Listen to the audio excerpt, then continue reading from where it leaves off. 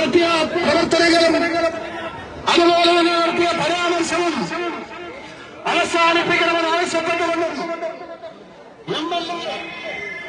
MLA സ്ഥാനം രാജിവെച്ച പത്തനാപുരത്തിന്റെ അഭിമാനം കാക്കണമെന്ന് ആവശ്യപ്പെട്ടുകൊണ്ട് പത്തനാപുരം യുഡിഎഫ് നിയോജകമണ്ഡലം കമ്മിറ്റിയുടെ നേതൃത്വത്തിലും മഹിളാ കോൺഗ്രസിന്റെ നേതൃത്വത്തിലും നടത്തിയ പ്രതിഷേധ മാർച്ചാണ് ഇവിടെ പഞ്ചായത്ത് ഓഫീസ് ജംഗ്ഷനിൽ പോലീസ് ബാരിക്കേഡ് വെച്ച് നടന്നിരിക്കുന്നത്.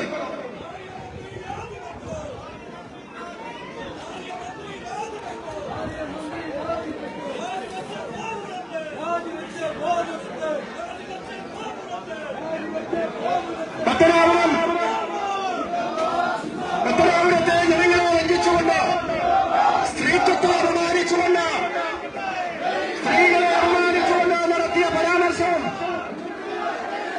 അദ്ദേഹത്തിന്റെ ഭാര്യയെ യുവതിവച്ചു എന്ന് ആ ഭാര്യ തന്നെ പ്രതികരിക്കുന്ന സാഹചര്യത്തിൽ എംഎൽഎയുടെ പേരിൽ കേസ്